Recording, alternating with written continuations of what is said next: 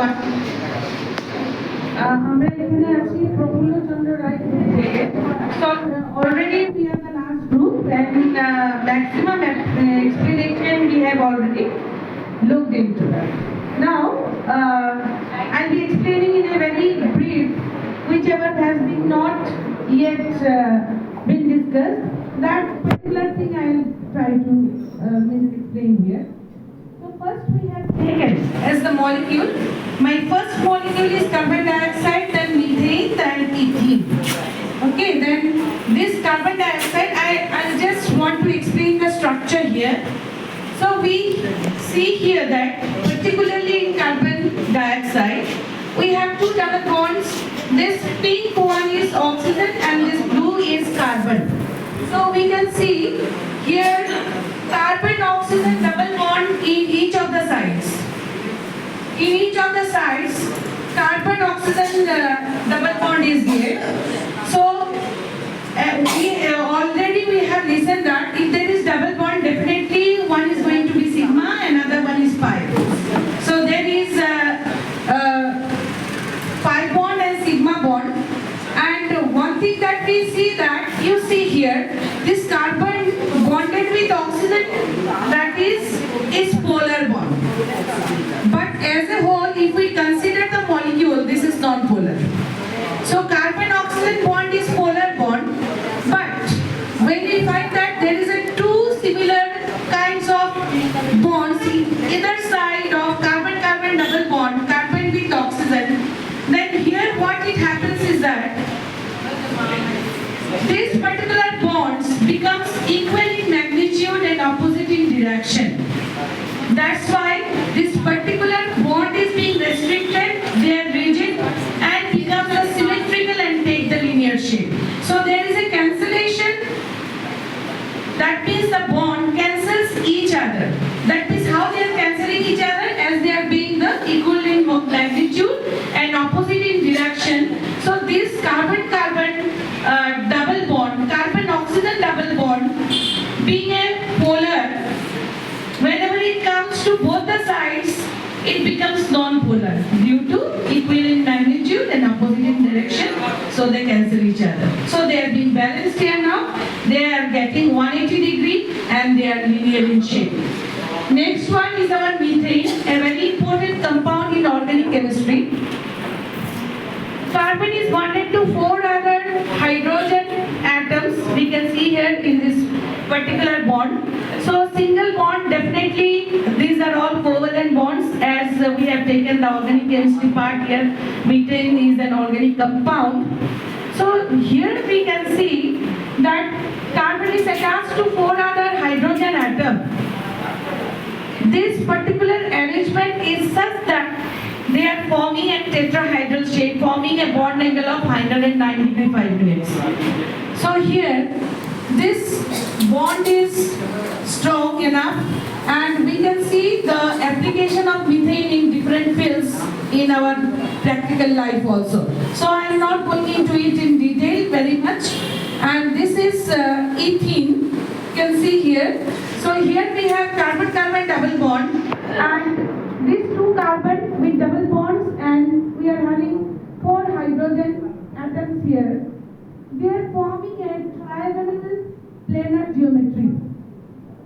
They are forming a trigonal planar geometry, means sp2 hybridization. So here we can see the s orbitals and unhybridized p orbitals. So head-to-head overlap of the s orbitals is there, along with that side-wise overlapping of the unhybridized p orbitals also taking place here. So making this particular bond, that is sp2 hybridization and 120 degree. It is approximately, not approximately, exactly whatever we find in the experimental case, it is 117.9. So we can consider it 120 degree. So it becomes a trigonal planar geometry. And in this case, what we find that carbon-carbon double bond is the rotation is being restricted. So the whatever we see this as the rotation of the carbon-carbon double bond is restricted, so the molecule is very rigid. So here goes the explanation. I am not carrying it too long. And next we are having the formation of some chemical compounds. So already my dear colleagues and my friends already so much of discussion we had. Now I want to tell a particular thing. We have seen molecules formation, derivation of molecule. We have seen the number of electrons, how they are being arranged in different shells. How many electrons will be there in the shells, that also we can see by 2n square formula by which was being given by Bohr.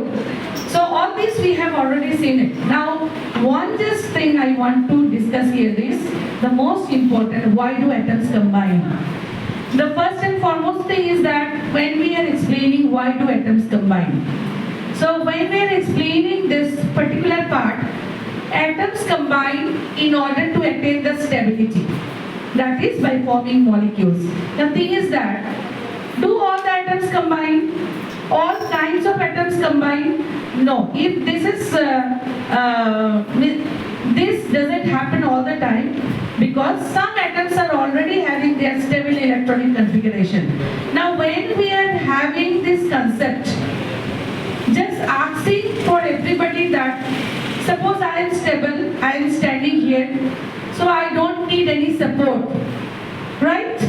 So I am talking to you all, so I am fit and fine, healthy, and I am talking to you all. I don't need anyone's support. So I become inert, means I am non-reactive. I am not entering into any kind of chemical combination. But those who have fractured legs, broken bones, what do? They are going to take someone's help.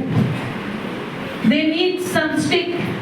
They need some support of their relatives, friends in order to attain the stability. So that is what comes into chemical combination. Whenever we are unstable, we try to attain the stable electronic configuration. How it happens?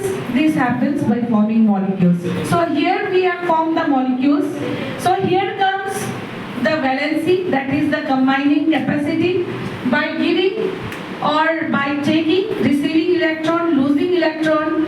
If we gain electron, we are negative, that is anion. If we release electron, we become the positive, that is cation. So if we are having the concept of cation and anion, and we know their valencies well, which is the combining capacity, then we can easily form the chemical formula.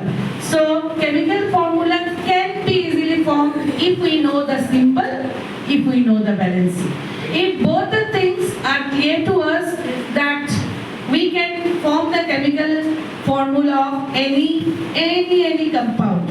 So this particular concept we need to know. Here we have formed aluminum chloride, aluminum 3 plus and chlorine minus. So 3 chlorine ion will be here, as the valency of aluminum is 3 plus. So we are forming. I am not going to it in much detail because my friends already they have discussed. I don't want to take so much of time. So aluminum chloride, magnesium valency 2 and sulfate radical, that is 2 minus, forms magnesium sulfate, zinc 2 plus and oxygen 2 minus and forms zinc oxide, a stable ionic compound we can say. So thank you everyone for keeping patient and listening to me. Thank